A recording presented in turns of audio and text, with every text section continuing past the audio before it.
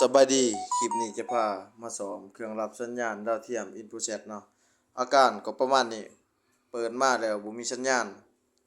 ก่อนอื่นหมดเราก็จะมาเช็คเบิ่งปุ่ม Info เนาะว่ามีสัญญาณมีคุณภาพบ่หรือว่าบ่มีคุณภาพแล้วก็บ่มีสัญญาณศูนย์หมดเนาะเฮามาเช็คเบิ่งการตั้งค่านี้มาเช็คเบิ่งการตั้งค่าของดาวเทียมหรือว่า LNB นี่ LNB ก็ปกติเนาะ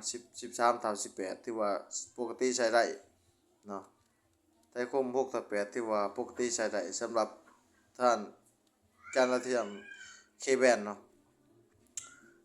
ก่อนอื่นหมดเฮาในเมื่อเฮาเช็คต่างๆหมดแล้วสาย LNB ต่างๆเฮาเช็คหมดแล้วก็ปกติเฮาจะมาหม่างเบิ่งจานนี้เนาะถือว่ามาหม่างเบิ่งว่าเป็นหยังสาเหตุตัวใดสิพอแป้งได้บ่เนาะแล้วแป้งถ้าสมมุติว่าแป้งได้สิ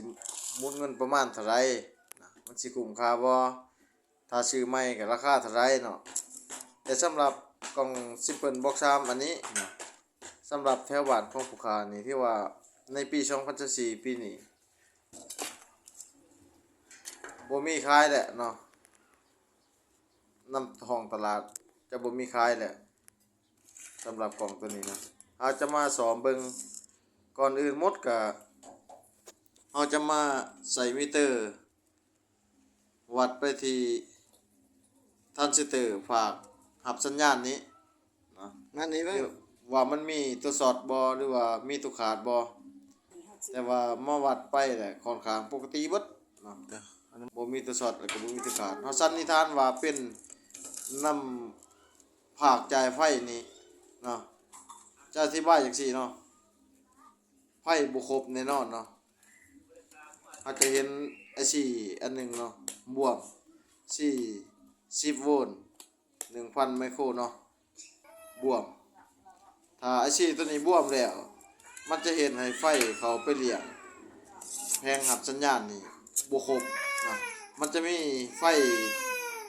เอ่อ3.3 โวลต์แล้วก็มีไฟ15โวลต์แล้วก็มีไฟ18โวลต์หรือ20โวลต์เนาะสิประมาณนี้ที่ว่าไฟเขาไปเลี้ยง LNB บ่ได้เนาะเขาจะมาเปลี่ยนไอซีตัวนี้ก็บ่ยากง่ายๆสำหรับสร้างบ้านๆก็เจ้าซอกหาของเก่าเป็นหลักเนาะเอาเบอร์สำคัญแล้วก็มาใส่ให้ถูกขั้วบวกขั้วลบก็ถือว่าจบเนาะมันจึงจะประหยัดเงินว่าซั่นซะเนาะเบิ่งลองเบิ่งเนาะว่ามันจะเบิ่งได้บ่อาจจะเปลี่ยนไอซีตัวนี้ไปแล้วก็เราจะมาย่ำปิ้นบนที่ว่ามีตะกั่วรูดรวมต่างๆเนาะเราจะมาย่ำไปเรื่อยๆเรื่อยๆให้มันมีความแข็งแรงเนาะถ้าเราไปซื้อใหม่คือว่ากล่องรุ่นนี้มันก็บ่มีแหละหาซื้อยากเนาะแต่ก็ราคาก็แพงหลายแล้วเรามาประกอบเลยเนาะมั่นใจว่าต้องได้ 100% แหละเอามาประกอบเบิ่ง